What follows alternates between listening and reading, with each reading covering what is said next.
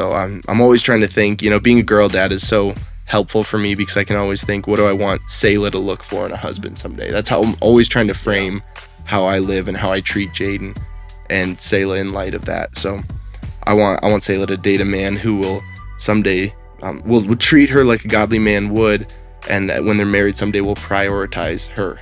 Yeah. Whatever situation, just to make sure that I am intentionally putting Jaidyn first. Mm-hmm. Because I think there's the urgent, but then there's also the priority and the main things that are a little quieter. And the urgent is loud, but the priorities are often quieter in the background. This is Ryan and Michelle, and welcome to the Celebrate MarriageCast, where we hope to restore and reclaim godly marriages through honest and real conversations. Welcome to episode 83. We are so proud of you for making this investment in your relationship, and we're so glad that you're here today. Thank you, listener, for joining us. And Ryan, we have some most requested guests on our show today. Most requested by us, you and I, as we have continued to ask for these guests to be on our show. So we are so excited to have Pastors Noah and Jaidyn Rollins on our show with us today. So excited to be here. Thank you for having us. We've been wanting to be here for a while. I won't expose anyone, but I think you'd agree with me. We had a couple dates on the schedule that didn't change for us, so we're just excited to be here. You guys have had a lot of life. You've had some big transitions. You've had a baby and a lot of things going on. Yeah. It's fun. Excited to be here. I'm so excited for all that God's doing in this ministry. So I think it's an honor for both of us just to be in this room right now. I want to tell our listeners a little about who you guys are and why it's such a big deal for the Celebrate MarriageCast. If you are unfamiliar with Celebrate.church, the maker and producer of this podcast, Pastor Noah is our senior pastor here at Celebrate.church, and Pastor Jaidyn is his wife. And together as a team, you pastor our church, and you guys have just been so incredible. You're so young and wise beyond your years, but this transition happened in January. Yeah. And here we are in April, so you guys are pretty new into it. But it's just, it's so great to have you here, and we're excited to learn from you guys today. 3 months in, and the church hasn't burned down. That's I think that's goal number one. That's a great goal. I love it. We're doing great, and we have some great topics. We'll be talking with them today about just how you guys dated and how you operate as a young family, how you stay focused on Christ. But first, we have a question for you.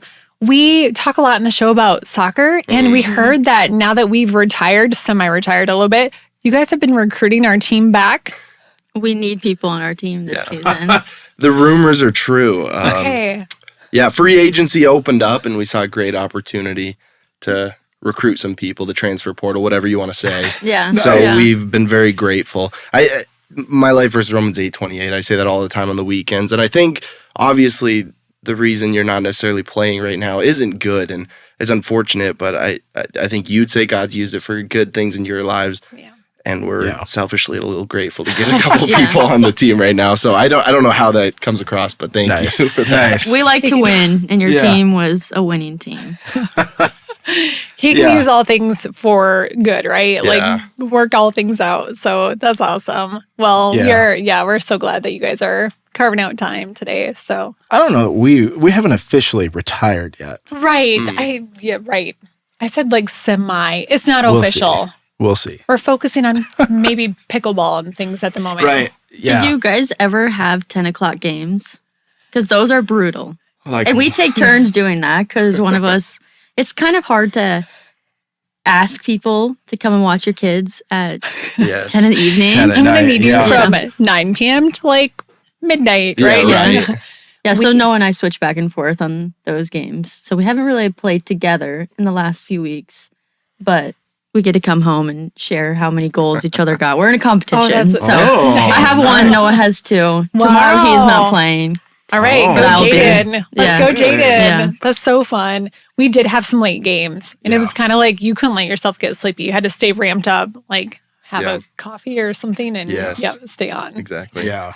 Oh, I miss it. Yeah. It was so fun. We'll see. We'll see what the future brings. I don't know. Anyway. So, well, all right, we'll transition in here. Like I said, we're so excited to have you guys. Obviously, you guys are young. You're a young family. You got 2 little ones at home, and you lead a large church together. So maybe share with us, with our listeners, a little bit about your journey and how God brought you to this point.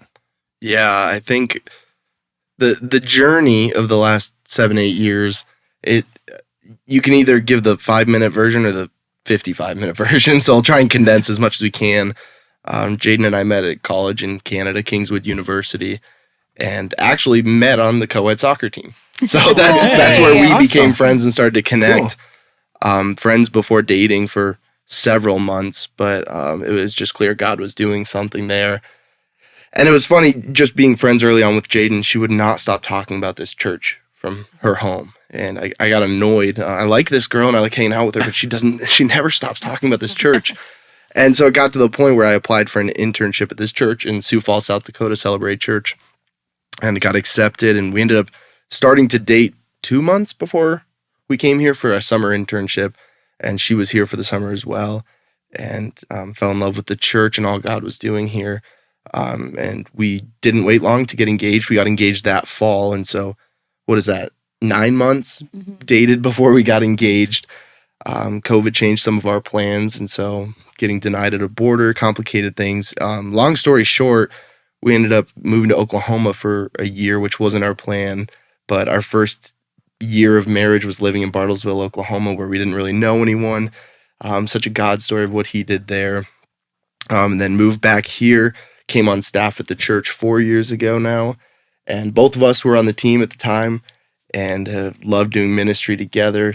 Have 2 kids, Selah and Judah, and Jaidyn is currently staying at home with the kids, but also working part-time at the church and serving in a million capacities that are such a blessing. So did I get the gist of it? Yeah, that's good. How old are your kids? Tell our listeners, because they're young. You are in the thick of young family parenting. Yeah, Selah is 2.5 and Judah is 6 months. It was not the plan to have them that close in age. We like each other. But yeah, and in this season of life, I think it's nice to be a family of 4. And just everything that has happened in the last year, I don't think we'd be thinking about a second kid if we didn't have one already. Yeah. And then we'd have created a really big age gap. So obviously God knew what he was doing, and we're grateful that we have both of them. Yeah. So cool. What is one thing that our listeners might not know about you guys? A lot of them probably didn't know about the soccer, so they know that. But what's one just cool or interesting thing about you guys? Cool things, not a whole lot. for me, Jaidyn's very cool. I think I'm Canadian, so a lot of them would probably know that if they're celebrators. I was a barista at a couple of different coffee shops, and so I make Jaidyn a latte every morning. I make our daughter what we call a chino, which is just a latte without the coffee, so syrup and steamed milk. Coffee snob, if you want to say it that way. So that's me. Okay. We need to have like a breakfast get together with the Rollins then and have some lattes. Some lattes, some coffee, whatever you need. Yeah. Wow. It's a little excessive, all the equipment that we have. It needs to go into a box sometimes and get it out of the way. But there is a big benefit to it. For you. Yeah. I feel like it's an art too. We had a pour over for a while, and then the glass part broke. We need to get a replacement. But it was kind of therapeutic just to like, I don't know, do the whole process. And do you want a replacement? Because we have one. We need to get rid of some of our stuff. No, it's like, can we talk about that first? Yeah. We'll talk off camera. What about you? Maybe you can help me. What's fun about me? I think a lot of people would know how creatively gifted you are, and that as you look at the church, there's so many things, whether it's the construction project we finished within the last year, or creative elements for Easter or Christmas that Jaidyn was the creative mastermind behind. So I think that's something cool that a lot of people wouldn't know. We had an amazing Christmas service, and you are the creative genius behind a lot of it behind the scenes. So that's super cool. Yeah, I would say creativity. I love it. I can never really shut it off. Right now I'm learning to sew.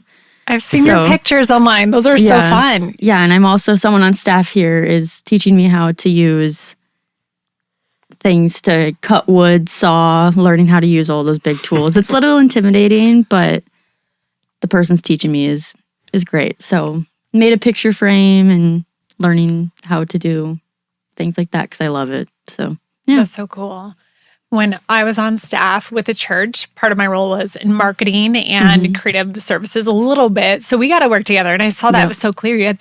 You have such a natural eye for design, and you were doing social media at the time. And I feel like, it's just all over. Like your giftings are so wide in that realm of whether it's sewing or, digital graphics or like you said, Noah, the remodel. The church is beautifully done now and just so fresh and clean, and just thinking of all your little touches throughout has been really cool to see. So, yeah, it is fun. I think the church remodel was kind of the first experience that I had of having my ideas come to alive. So it's been really cool just to also see the joy and the cleanliness and how it welcomes people. So that has been fun to see because that's been the first major project that I worked on, just had a blank sheet and drew it all out, and now to be standing in it is really cool. So yeah, super cool. That's no easy feat. As we look around our house and try to figure out how do we move things, I mean that's a gifting to have an eye for that. So very cool. We're talking about trying to remodel, and like you're very creative. I am like the least creative person in the world, I think. I can't look at stuff and be like, oh yeah, we should paint it this color. Like it just doesn't make any sense to me. So I don't know.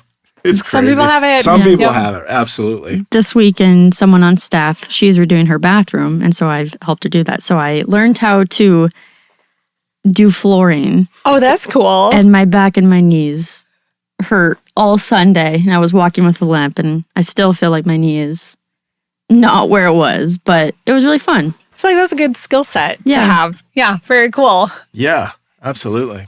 We may have to call you guys up for several things. Right. Lattes, flooring. Some consultation. You could bring coffee. It'd be great. Yeah. I love it. Yeah.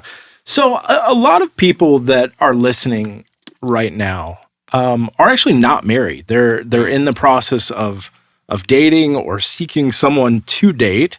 So maybe take us back here when you two were dating. What does that look like? What ways did you honor God, and why has that been important in your marriage? I think we could talk about some of the ways that we honored God in that, and I think we could also talk about several ways we probably didn't, and we learned from. Both are blessings to be able to share that with other people. But one of the things that Jaidyn and I realized quickly as a dating couple who are attracted to each other is it was important that every time we were alone together, which we tried to limit that in some ways, we always prayed together first. And it's something so simple, yet I think at the same time practical, to invite God into our time together and to invite him to be the center and the priority of that time. So I think that was so valuable in even just helping rewire how we thought about our time together and why we were together and the goal of that. So I think praying together was a priority, being in the Word. Intimacy with God over intimacy with each other, especially in dating, was such an important element for us. And so I think those were important things. One of the gifts of being at a Christian college was there was an expectation for accountability for every single person at the school, every single student. And so both of us had accountability partners that we invited into our dating relationship that could ask us the uncomfortable questions, that we could share uncomfortable things with, and could hold us accountable to growing and getting better in those areas. So that's the things that come to my mind. Mm-hmm. Yeah, that was one thing that was nice being at a Christian school. Even just part of our weekly grading was having that accountability. We had to report what we, not necessarily what we talked about, but it had things that we had to check off of. Were you honest about things? Did you open up? Did you have people pray over you? So that was really great to have. And I do think it's practical for people. Not everybody's going to go to a Christian college, or maybe might be in the work field, and it's hard to find those people to have accountability with. But being in a church, you can easily find that community. You just have to take that step to find those people, because they're definitely out there and people want to help you be accountable and see you win. Yeah, that's so good. There's no situation you'll find yourself in where it's easy to find accountability in your life, right? It'll never just fall into your lap. You have to find those people and invite them in. And so even being at this Christian school, it would have been a lot easier just to keep things at a surface level and to not really be transparent and invite that accountability in. But I think being plugged into a local church and finding older, wiser people to speak into your life, and then people in a similar season to hold you accountable is so valuable. And even in marriage, we need that, right? Yeah. Like I have men who hold me accountable. I have mentors who pour in and correct me in a lot of ways. I think those are necessities in any season of life. I love that question, Jaidyn, that you said they asked you is, were you open and transparent in your accountability? Because you could go through a surface level, but are you really open with that person and allowing them to speak in your life? Yeah, I mean, we've shared a lot about this, in our dating journey, that we were part of a small group, a life group through Celebrate, that held us accountable. That was really that kind of foundation. Those people that were there to help walk us, fight for our relationship, fight for our engagement, our marriage, and that was so critical, I think, for us to have those people. Yeah, one of the, I guess, the most vivid examples that I could probably share is we had committed, early on, we were like, what does the Bible say about this? And what does it say about that? And we knew that we wanted to remain pure until marriage, but we had shared with our life group, I think they were asking us questions like, oh, do you stay at Ryan's house? And I'd say, well, sometimes we watch a movie and I'll just stay there and stay the night. And they were like, well, what do you think the neighbors think is happening? And I was like, oh, dang. Like, we knew that we were refraining from that before marriage, but like it was kind of discrediting our testimony because my car was there overnight. So we're like, oh, they're like, you can't have slumber parties. And like, that just needs to be a guardrail that you set. And also it helps to protect you. If you just take that off the table, if you're not going to stay over there, then, less things are likely to happen if you're not putting yourself into that temptation. So I think that was kind of a great recorrection. We were meaning well and on the right track, but it just was going a little skewed. And they were like, nope, you got to realign here.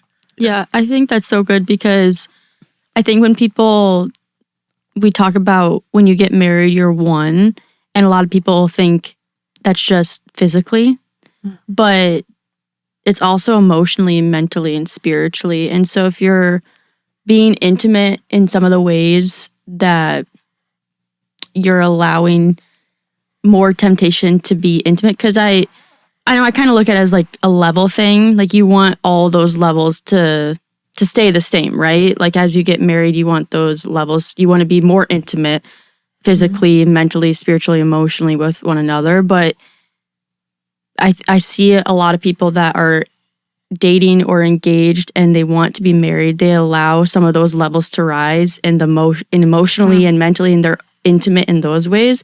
And of course, those other levels want to rise. And that's why I think a lot of people experience temptation in other ways because they're being intimate in some of the areas that you really still need to be guarded with before you get married. Because when you do get married, you can be one and have all those levels rise all at the same time.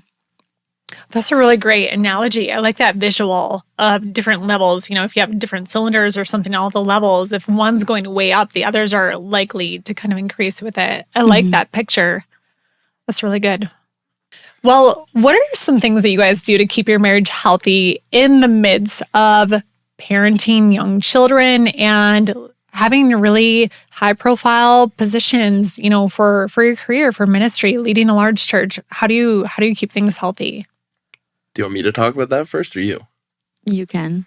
Okay. I think there's, first of all, just because we're leading in some capacity doesn't mean we have it all figured out. So some of this is, we're in the middle of figuring this out. Like we just looked back and we're like, we haven't had a date night in a while, just us, right? Because, having a baby who's very attached to mom, we've had time away from our toddler, which is a lot easier, but we need to, I think, do a better job at prioritizing that consistent date night and figuring out a rhythm for us. The challenge in that is we rely on babysitters a lot because our jobs, we're doing dinners with people or different things. And so we're relying on people a lot, but we're trying to find more people we can ask for some of those things, not just for ministry or leadership purposes, but also just for our marriage's sake. And so I think that's an area we're reflecting back and realizing we can do a better job at. One of the things that a mentor encouraged me in a couple months ago, and I think has been really helpful, is he said that in leadership, and especially in a situation like ours, we have the same focus. We're moving in the same direction, not just personally, but also professionally. We're both bought in and sold out for the church. He encouraged that if we actually focus too much on our marriage, it might keep us stuck rather than focusing in a lot of ways on we're moving towards the same mission. And so keeping the mission in front of us. And we have fun just dreaming and looking at the church. And so there's this really healthy aspect of her and I giving energy together to whether it's pouring into couples or big exciting dreams we have for the church and the city of Sioux Falls. I actually think that's really good for us as long as we have some of those foundational rhythms and habits in our life. Yeah, I think that's good. It's hard for me, like what I said with creativity, it's hard for me to shut it off. And back in February, we went on vacation to Florida, and Noah's like, please don't talk about the church. Like, this is a sabbatical, a small sabbatical in a way. And every day, it was probably every few hours, I was like, what about this idea? Did you redirect then? Like, none of that. I did it every day until probably the last day where I think we were both just a little eager to get back. And so we just gave it and started talking about it. Yeah. I think, holding each other accountable to coming back and really guarding when we do have time together and when the goal is just us and our marriage. I've started turning my phone off. When I come home from work, my phone is off, face down in a different room, and I won't turn it on until at the earliest after dinner, if not bath time. So I think just another way to just focus on Jaidyn, value her by also taking care of the kids in some ways when I come home. So, yeah, I think there's two really, like, Noah, and I think in what you said, two really, I think, cool things. One, at the risk of sounding too like cliche, like, I don't know, poster like, but there is something in the journey, right? And like it's okay you don't have it all figured out. Like, that's part of the process. It's part of, I feel like in marriage, I mean, we've been married 13 years and I feel like we're still figuring it out, but we're moving in we're moving in the same direction. Right. And I think that's such a cool thing to understand as really newly married and with a family of two young little ones, like, still figuring it out, and that's part of the fun. It's part of the fun. I think the other really cool thing that you said, and this is, we've talked about this a lot on the show, of this idea of having a vision for your marriage, something bigger than just the two of you, something bigger than your own personal happiness. I mean, obviously that's part of the equation, but I think that's really cool when you talk about, you both are, have a mission, and, your marriage can expand that. And I think that's really cool. Yeah. Yeah. All right. So what are some things you've learned so far when it comes to marriage and family that might be beneficial to other young families? Where to start? I mean, that's just... Share all the things. Yeah, I think I think there's a lot of directions we could take that. No one will prioritize our marriage for us, right? We are surrounded all the time by a lot of people who love Jesus and good-intentioned people, but at the same time, we are all innately selfish, even us, right? And so we have a lot of people we love and we're grateful for, but if we're not willing to advocate for and fight for our marriage and prioritize that to our kids, to people, friends, staff members, no one's going to do it for us. And so I think just in tangible ways, whether it's verbally or just by our actions, making sure that saying no to other people, or I'm trying to do a better job at when I come home, the first one I address is Jaidyn, not a toddler or a baby, right? And just to establish the priority for me of our marriage, I think is important. So I'm always trying to think, being a girl dad is so helpful for me because I can always think, what do I want Selah to look for in a husband someday? That's how I'm always trying to frame how I live and how I treat Jaidyn and Selah in light of that. So I want Selah to date a man who will someday will treat her like a godly man would, and when they're married someday will prioritize her. Yeah. And so as a result of that, even with kids who are loud for your attention, or people in the church who have very real needs or struggles going on, or whatever situation, just to make sure that I am intentionally putting Jaidyn first. Mm-hmm. Because I think there's the urgent, but then there's also the priority and the main things that are a little quieter. And the urgent is loud, but the priorities are often quieter in the background. I love that, Noah. I feel like at your guys' age, a couple of things, it seems like we observe a couple of things happening. One, people are starting to chase careers. And two, like as kids are born, they do seem to take priority. Mm-hmm. And both of those things are like misplaced priorities, focusing first on God as priority and then making sure us as, a person is healthy, but then into our spouse, because that relationship is so valuable to your kids. So if you're prioritizing Jaidyn, your kids are going to benefit. Right. But yeah, I feel like, don't you, Ryan? I feel like a lot of people we've talked to and just observations is in that 20s decade, it's like, it's so tempting to chase a career, focus on little kids. But when those things get out of order, I feel like that creates problems. Oh, for sure. Yeah. I think I think anytime your priorities get mixed up, it gets really difficult. And I think for sure in marriage, that's a huge part of it. Mm-hmm. I think when you start chasing those things, whether it's careers, I feel like everybody we talk to, it's busy, right? Everyone's so busy. Mm-hmm. Like I love Pastor Reed, who's on staff here at Celebrate.church. Always talks about, that one, it's how many times people say it. Well, I'm busy. Like, and like the more times you say it, the more busy you are. Yeah. I like the number of syllables, but busy. Yeah. Right. I think everybody faces that, whether it's young people, whether it's, I don't know. It's just that's part of, I think, the culture we live in. It's just busy. And so I think it's so important. And I think it's so even refreshing to hear that of, your spouse being a priority in your life. And I think that's so cool. I think it's so necessary. Yeah. One of the mentors that has been in my life for a long time, maybe it contradicts a little bit what Noah was saying, but it also doesn't, because it's just another way to look at it. But how a lot of people have almost like a 1, 2, 3, 4 things that are important to their lives, and that's their order. And so a lot of people say, like, my relationship with God is number 1, and then my spouse, and then my kids, and then my job. But that's almost like the things at the end on the bottom of that list can get neglected because you only have so much capacity in a week or a month to focus on those things.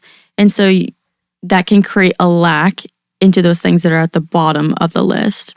And so she told me, look at all of those things like it's on a clock, and God's in the middle, because you want God a part of each of those things. You want God a part of your marriage and your kids and your friends and your career, and focus on your relationship with God, because there will be moments in time where in a season our focus needs to be more here at the church, and our maybe a date night is missed or family night is missed because we have Easter coming up or something like that. It's all good things, but if we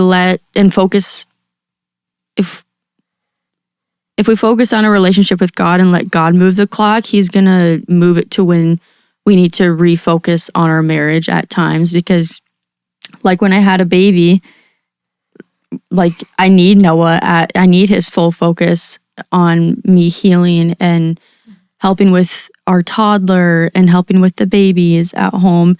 And his focus is maybe not at the church as much because he's helping at home. And so if we focus and let God control that clock in our lives, then we're not really going to miss out on things or let things, instead of having it be on a list, having those things in the bottom lose our focus or not be prioritized. So if that makes sense, or if there's another way that you want to frame that. No, I think that's so good. I think God determines our priorities, and some of those are seasonal, and it's sometimes more. Some of those get more energy than others, but I think as long as you and I are both pursuing the Lord and trusting Him, He guides our steps and He guides our priorities. Yeah, that's good. And I definitely feel that in my life too. Like I know there has been seasons, even in the last few months, where I look like Christmas, and even we're going into a season of Easter. There is a lot of heavy lifting that we are doing here at the church of preparing this space for new people to come and people to experience Jesus. And so being at home in the evenings it's less right now, and that's okay. But I know when I get through seasons like this, I'm focusing on like, what am I feeling inside? Because I do feel that tug and that longing to be back, to be a family and prioritize that. So I feel that in my life of God is moving and shifting that clock and saying, okay, your focus has been over here, and that's good. It's all been good things. Okay, now here's a time to refocus on family and maybe focus on this friendship with this person and be there for them. So I feel that in my life ever since I've looked at it as that. Yeah, I like that. I like that metaphor of a clock example, because it is like an ebb and flow. I know we've had a sermon here at Celebrate where it's like a teeter-totter, and finding that balance is really impossible. If you imagine a teeter-totter, and it's really hard to get it straight 180-degree line, but in seasons of your life, you kind of are on one side or the other, kind of going, that ebb and flow. So I like that visual. I think that's helpful, keeping God in the center and knowing that other things might kind of adjust for the season. Yeah, and I think there's like when people are, you guys use the words busy, but there are seasons of life that you're going and your foot is on the gas, but then you feel that tug of, okay, in this next season, I have to really slow down. I have to spend all of my evenings at home, and I just have to say no to things. And it is just being in tune with your relationship with God, and also communicating well with your spouse and with your family of, okay, where do you need me more at? What do you need me to do more for you so we can keep our relationship strong? Because especially here at the church, we do have to be strong. We do have to communicate on a lot of those things and ask each other those questions of, what do you need for me here at home? What do you need more of me here at the church for our children? And it really does ebb and flow with life as life throws things at you. Yeah, not to use too many analogies, but I think we've already done that, but that's okay. You are a pastor. Yeah, I feel like pastors have a lot of great analogies. That's why I'm here. It was once compared to me just in leadership in general, but I think it applies so much to ministry, like a basketball season. There's 82 games in an NBA season, but not all games are created equal. And so discerning in our life, what time of the season are we in right now, right? Is it preseason and things are a little more casual and invites even more time together? Are we ramping up for the playoffs? Are we in the playoffs? Are we in the finals? And just both being aware of what season, specifically of leadership and ministry, are we in right now, and knowing when that is over. And so we can get back to some of those things in the preseason and the regular season.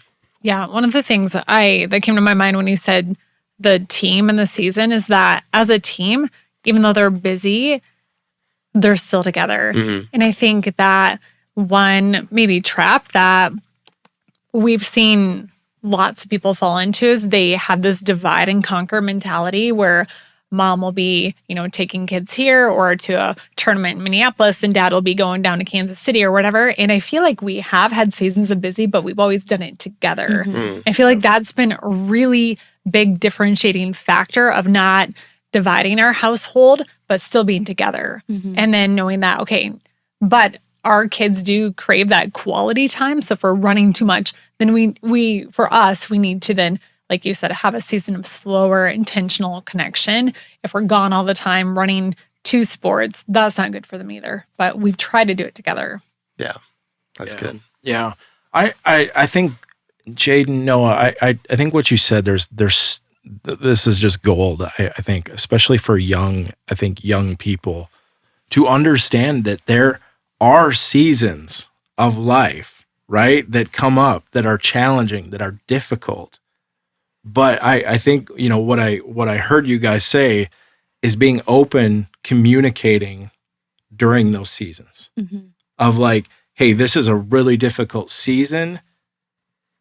This is what I need from you. Where I think the potential to grow apart in that difficult season is there. And I think, to hear you guys say that, and I think that is such gold that from 2 people who have been through a lot of seasons, Michelle, you and I have been through a few seasons, and I think it's so important and it's so awesome to hear that of like, hey, I need this from you during this season.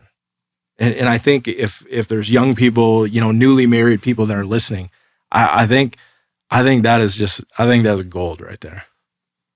Of just understanding life is going to have some seasons and communicate. Be open to communicating with one another, having that safe place where you can have those conversations of, hey, I need this from you. I need this from you. I think that's so good. Noah and Jaidyn, before we get into our guest questions, do you have any final parting thoughts for people that maybe they're dating right now? Let's do one of both, maybe advice for people that are dating and then advice for young families. Do you have any parting wisdom? Always. There's always something more so learned from not doing it well sometimes. I think for dating, the more people you invite into your dating relationship, the higher likelihood of success you'll experience long-term for a relationship.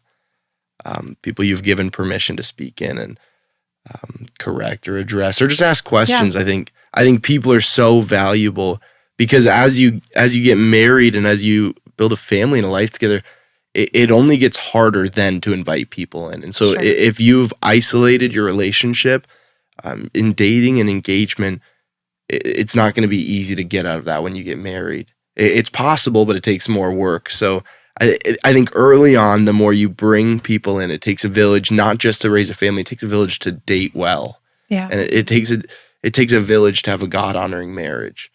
So I think the more people who love Jesus you can invite and surround yourself with, the more success you're going to experience, the greater the blessings. Yeah, that's great. That's really good. I would agree with that.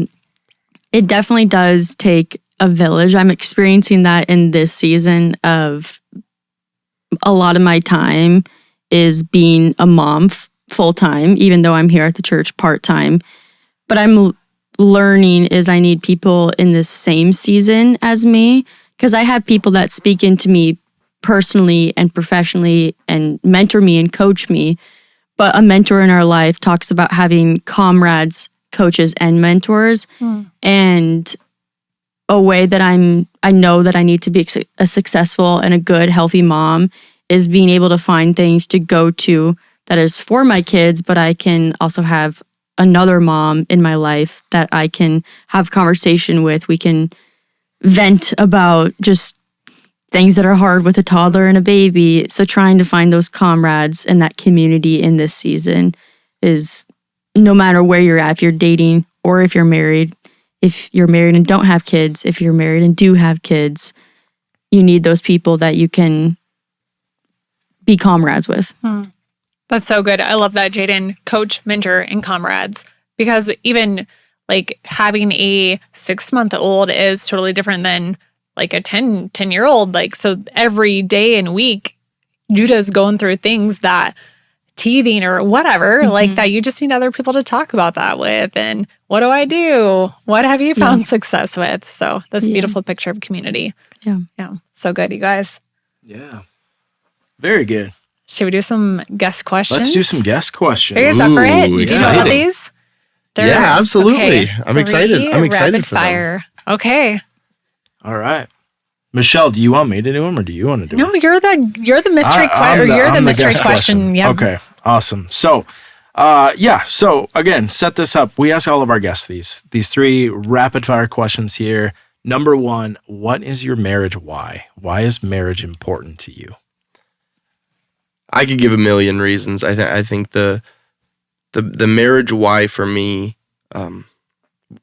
it starts with Jesus, and we're the bride of Christ, the church, and to think about what that means, I think being married's changed that for me. But to think about what it means that Christ loves us so much that He would lay His life down for us, I think it's an honor to take that role on as a husband, and to be able to hopefully lay my life down every day for my wife, for my family. I think marriage has made me holier. I have a lot more holiness that I need in my life, and I invite that every day. But marriage has refined me, has made me more Christ-like. I've found someone who has the same vision as me for the future and what we desire, and we're better together. We can accomplish more together than we could individually, and it's such a blessing. That's cool. Yeah, I would say how our marriage why is how are we honoring one another, that it's a reflection of the relationship that we need to have with Christ. Don't get that right a lot, but I think that's always the focus that I have, is how am I honoring Noah, where it's a testimony to other people of my relationship with God. And how is our marriage being a light for other people to want to have a relationship with God in a godly marriage? That's beautiful. Yeah, that's really good. All right, best date night. Best date night that we've had, or that Either we would one. recommend. Yep. I mean, Either one. All time. Disney World for me. date week. Yeah, without children. I love food. I'm a foodie, so anytime we have an Italian restaurant here in Sioux Falls called Remodel, and that place is good. I love getting some good pasta or pizza. Yeah, shout out to Mirabella. Yeah, if you want to sponsor the podcast, let us know. For sure. Can we give away some date nights or something? They have really good gluten-free too, and they make it homemade from scratch there. Yeah, it's hard to beat. So I just love just the two of us sitting down at a restaurant and just talk. Yeah. Phones away, just soul to soul. There's something, especially after having kids, about that time that becomes so much more meaningful, and the connection feels even deeper when you get that. So I just love simple time like that. Yeah. Cool. Awesome. All right. Last, what's bringing you joy in your marriage right now? Do you want to answer first or me? I don't want to steal your answer. I can answer first. Go ahead. I would say the season that we are in of leading the church together is the vision that we had when we were dating, and the fact that we're in a season together leading church together is just like an answer to prayer, but also an answer to the vision that we knew that God had in our life. And so I think that has brought so much joy, because we're able to dream of how we want to lead a community that God has entrusted with us with. Yeah, that's good. I have notes from when Jaidyn and I were dating from her. She was writing me notes and about, we thought we were going to plant a church, but just a dream of ministry together and of our lives being bigger than just us, and to be starting to step into some of that. And I think we have for the last several years, but in a different role now is just so fun.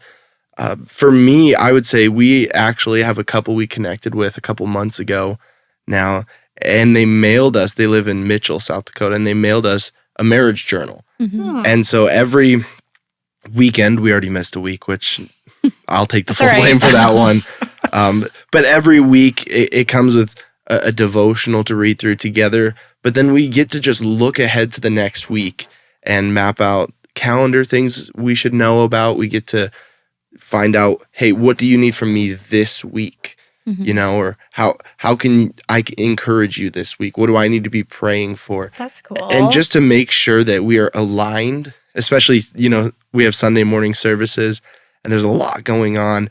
And so to take a reset going into the next week, what are our priorities? You know, what does this week look like? What do you need from me? I've had a lot of fun with it. I don't know about you, but I've found that super meaningful, that half an hour or whatever. We just sit down, just her and I, after the kids are asleep. Yeah, that's been nice. That's super cool. That's great. Sounds like a great resource. And just that intentional asking of questions. Yeah. It's by the Roll-Offs. I think that's how you say their last name. It's great. Jeremy and Audrey. We can put a link in the show notes to that. It sounds like a great tool. Would highly recommend that. Yeah, they have a lot of great things. We got gifted 2 of their other memories of us or Christmas memories that you can do each year as well, which they have a lot of good resources. Yeah. That's cool. I was going to say, I love that you wrote down those visions that God put on your hearts. I think it's so cool to be able to then go back and be like, wow, God, you answered that prayer. Because so often I feel like it's easy just to kind of forget, but writing down prayer requests, writing down visions, we have that. This podcast is one where years ago you had on a vision board, you wanted to help men in their marriages. You wanted to figure out podcasts and we had no idea how. But then to look back and be like, wow, God. You're so good. That's so cool. Yeah, I think there's an irony that we're Celebrate Church here. And I think it's so easy to get caught up in what's going on around us and what lies ahead that we often miss looking back at all that God has done. And I know for us, we can look back and there's so much to be grateful for. There's been challenging seasons or moments or people, but there's so much more to celebrate and be grateful for. God has just been so all over our lives individually, our relationship from the beginning. And there's so much to celebrate. There's even things that, like, one of the questions that we're supposed to ask ourselves each week is dreams that you have. Or no, it was on the first page that you're supposed to fill out. And we wrote down some of our dreams, and there was like doors open a few weeks after about that specific dream. So who knows? That dream might not come into fruition anytime soon, but we're like, why is God opening these doors now when we thought this was just a dream that we had in a year, 5 years, 10 years from now? So it's really cool to be able to write them down, because I think you just are more focused on it and seeing how God's moving. Yeah, writing those things down and then praying specifically for those things, right? Yeah. God's not answering vague prayers. And so what are our specific big asks of God in our marriage? Yeah. And we just have found He keeps showing up in those things. Yeah. Yeah. I think it's so good. I think it sets direction. You know, like if you, I mean, there's something about writing something down. You know, you write something down, and I feel like that sets a direction. Yeah. And you know, I think that's so important in marriage, and I think that's cool to hear. Yeah, that's really cool. Well, Pastor Reed said it before: direction, not intention, determines destination. Yeah, you can have all the good intentions you want, but if you're not setting the direction, you'll never make it there. Yeah, that's so good. You guys, it has been so fun to have you on the show. Thank you so much for being guests today. It's been a real treat for us, and I think for the listeners as well. So I'm excited for them to be able to hear this. Yeah. So we're so honored. Yeah, this is fun. This is an exciting thing for us to be able to be a part of. So excited for all that you guys are doing. The ministry that's happening here is just unbelievable. And I know I talk to couples who are tuning in every week. So thanks for what you do, and thanks for letting us play a small part this week. That's just cool. Thank you guys. Thank you. Yeah. And thank you to our listeners for joining us today. It's been so great to have you here with us. And hey, if you don't have a church home, we want you to know that we would love to have you here at Celebrate. It's Celebrate.church. You can see our location and our service times.